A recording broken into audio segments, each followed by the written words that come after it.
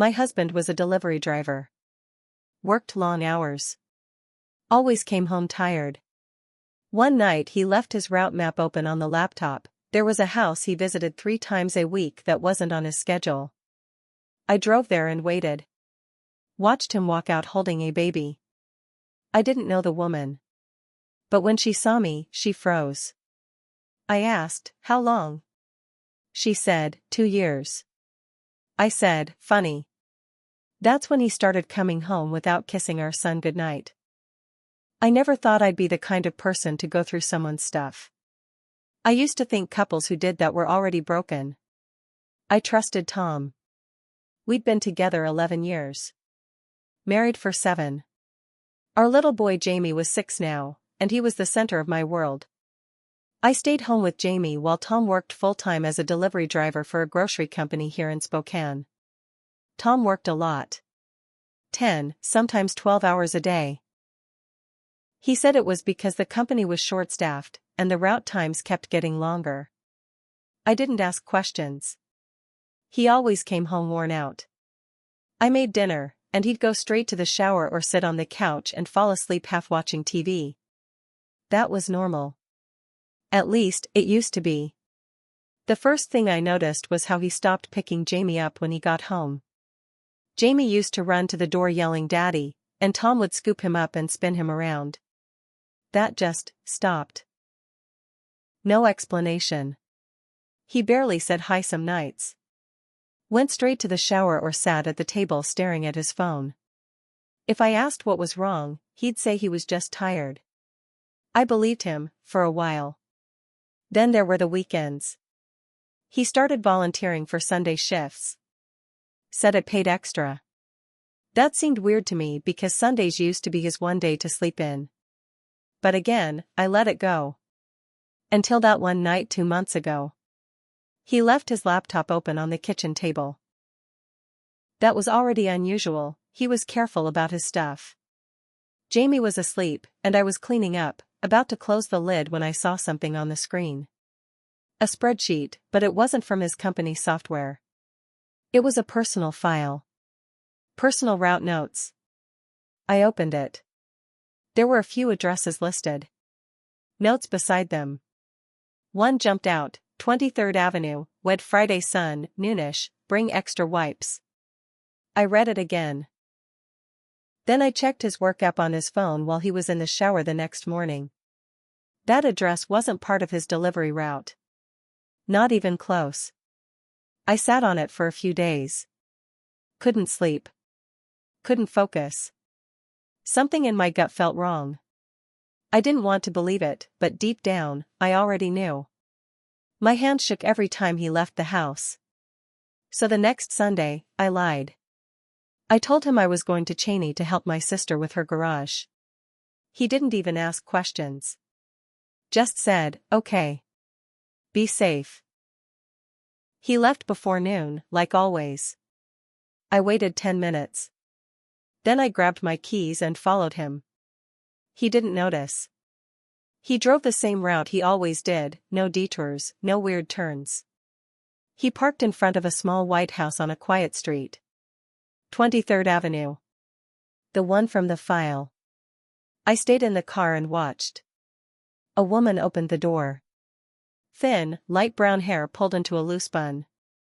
Jeans. Hoodie. No smile, no hug, just familiarity. Like she'd been expecting him. He went inside. I stayed parked down the street, heart pounding so loud it felt like the whole car could hear it. I waited 20, maybe 25 minutes. Then the door opened. He stepped out. Holding a baby.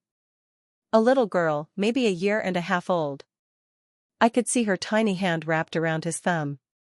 She had curly hair, and when she looked up at him, I saw it. His eyes. I got out of the car and walked toward them. I didn't think. I just moved. The woman came out behind him and saw me. She froze. I'll never forget that look. Like she'd seen a ghost. Tom turned around slowly. When he saw me, he didn't say a word. Just stared, mouth half open, like he couldn't believe I was standing there. I didn't look at him. I looked straight at her and asked, "How long?" Her voice was small, scared. 2 years. I nodded. I looked back at Tom. Funny, I said. That's when he stopped kissing our son goodnight. I turned around and walked back to my car. I didn't cry. Not yet. I didn't go home right away. I parked in a grocery store lot and sat there for an hour, maybe more. My phone buzzed over and over. Tom was calling, then texting. "Where are you? We need to talk. Please don't do anything crazy." I didn't answer. I just stared at nothing. When I finally went home, Jamie was playing with his Legos on the living room floor. I sat down beside him and just watched him for a while.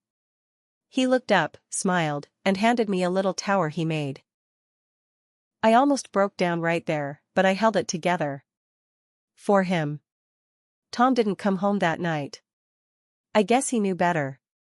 The next morning, he showed up around 9 a.m., knocking on the door like a guest. I opened it but didn't let him in. "Just tell me the truth," I said. He looked like hell. Red eyes, wrinkled shirt, hair a mess. He rubbed his hands together, like that would fix something. "It was a mistake," he said. "It started during the pandemic. I was dropping off groceries to her, and it just happened." I didn't say anything. She was lonely. I was lonely. You and we weren't exactly okay back then either, were we? That's when I lost it. You don't get to blame this on us. You had a whole damn child behind my back. For 2 years. He looked away. I could feel my hands shaking. I wanted to hit him. Scream. Break things. But I didn't.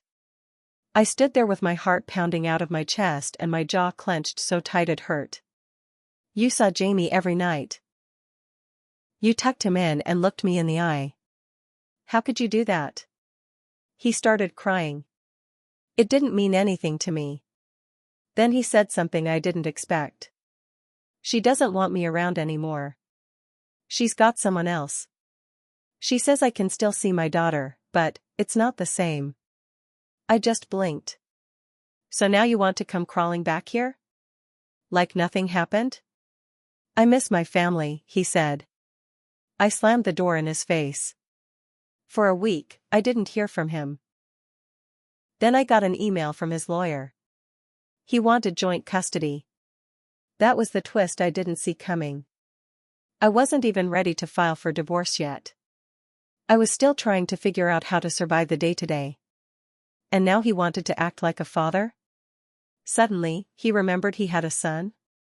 I called my own lawyer. I didn't have money for one, but my cousin knew someone who'd take payments. We started building the case. Then I found out something that hit harder than anything else. The woman.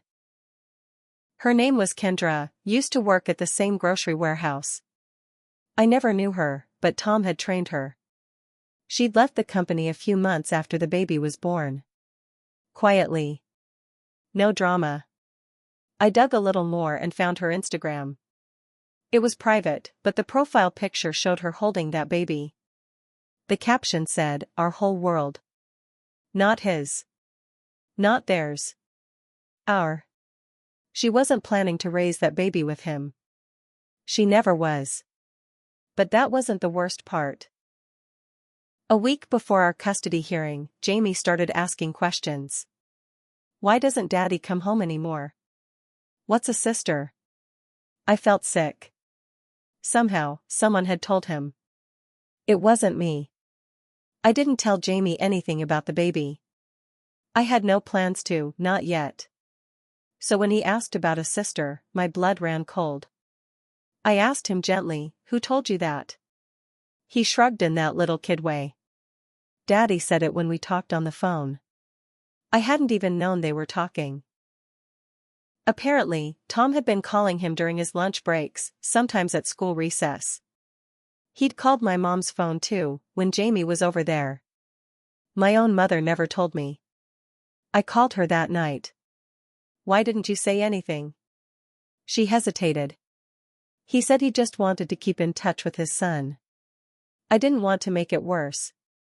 I hung up on her. I'd never done that before.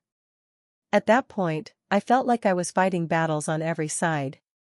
I asked Jamie what his dad had told him. He said, "Daddy said I have a little sister now. She's small, and she likes bubbles. He said maybe one day I can meet her." I wanted to scream. That bastard was laying the groundwork for blending his families, behind my back. My lawyer filed an emergency motion. We asked for supervised visitation only, pending psychological evaluation. I wasn't playing nice anymore. Then, a few days before the court date, I got a message on Facebook. From Kendra. "I know you hate me. I deserve it. But you need to know what he's doing." I hesitated before opening it. But I did. She sent me screenshots. Texts between her and Tom. He was threatening her. Saying he'd tell the state she was unstable. That he'd take the baby full-time. That she owed him for being loyal when she was pregnant. There was more. One text said, "I'm already losing one kid. I'm not losing both." Suddenly it all clicked. He wasn't coming after Jamie because he missed his son. He was doing it because he lost control of Kendra. She had cut him off, and now he was trying to hold on to the only leverage he had, me and Jamie. I asked Kendra if she'd testify. She said yes. But that same night, something else happened. I got home from picking up Jamie from school, and my front door was wide open. I never leave it open. Inside, nothing was stolen. But someone had been there. My kitchen drawer, the one where I keep important papers, was half open. My laptop was on the couch. The browser history cleared. I called the police.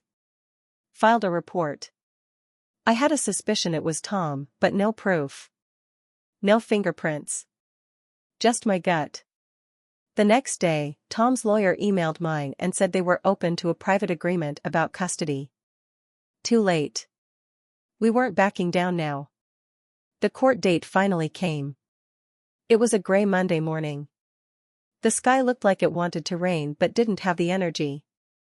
I sat in that courtroom with my lawyer on one side, Tom and his lawyer on the other. He looked smaller than I remembered. Thinner. Like the weight of what he'd built was starting to collapse on him. Kendra showed up. She sat behind me. We didn't speak, but I nodded at her, and she nodded back. We were on the same side now, whether we liked it or not.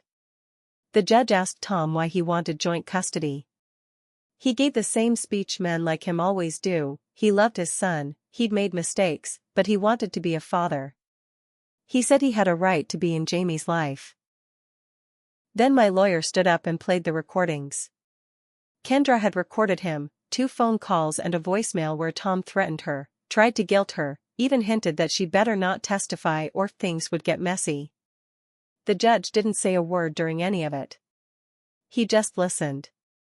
Then we showed the photos of my ransacked house. The police report.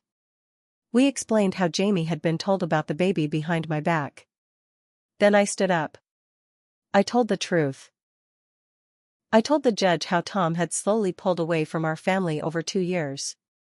How he lied, hid another life, and still pretended to be a good husband and father. How he showed up in my son's life only after the other woman cut him off.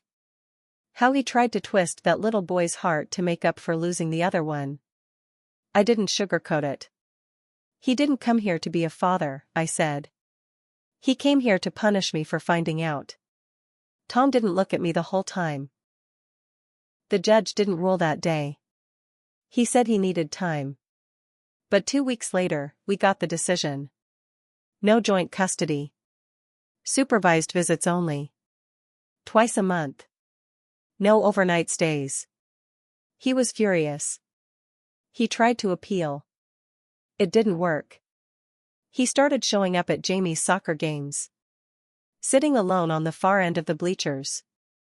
I didn't stop him, it was legal, and I wasn't going to play dirty. But Jamie barely looked at him. Eventually, he stopped showing up at all. I heard from Kendra 6 months later. She filed for full custody. Got it. He stopped seeing his daughter too. I found out later he moved to Idaho. He told some people there that we turned the kids against him. I don't care. I made my own mistakes. I ignored the signs.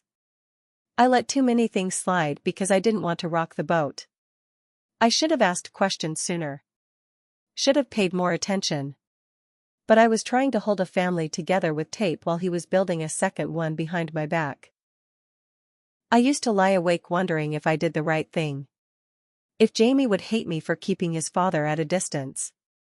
Now I see the truth, protecting your child sometimes means burning the bridge yourself. I still live in the same house. Jamie's older now. Stronger. Smarter. He doesn't ask about his dad much anymore. Sometimes I catch him staring at the door like he's waiting, but then he goes back to whatever he's doing. Maybe one day, he'll ask the full story. And when he does, I'll tell him everything. Every raw, ugly part. Because lies tore this family apart. But the truth, that's what saved what was left of it.